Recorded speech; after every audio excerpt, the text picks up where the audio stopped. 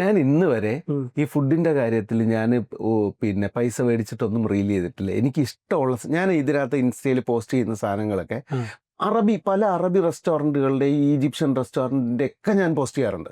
ഇതൊന്നും പൈസ മേടിച്ചിട്ട് ചെയ്യുന്നതല്ല. എനിക്ക് അവർ ജെന്യൂനായിട്ട് ഭയങ്കര സിൻസിയറായിട്ട് ചെയ്യുന്നു എന്ന് തോന്നിക്കഴിഞ്ഞാൽ ഞാൻ അപ്പം തന്നെ വീഡിയോ ഇടും. നാട്ടിലാണെങ്കിലും അത് മാത്രമല്ല, ഞാൻ ചിലപ്പോൾ വീഡിയോ എടുക്കും.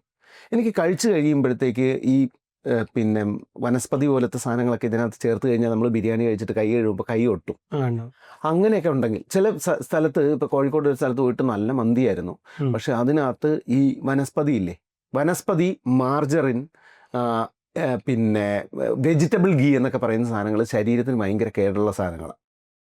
അത് സ്ഥിരമായിട്ട് ഒരാൾക്ക്, ഒരു വയസ്സായ ഒരാൾക്ക് വെച്ച് കൊടുക്കണമെങ്കിൽ 50 കഴിഞ്ഞ ഒരാൾക്ക് സ്ഥിരമായിട്ട് ഒരു മാസം വെച്ച് അത് വെച്ച് ബിരിയാണി ഉണ്ടാക്കി കൊടുത്തു കഴിഞ്ഞാൽ മൂപ്പര് തട്ടിപ്പോവും.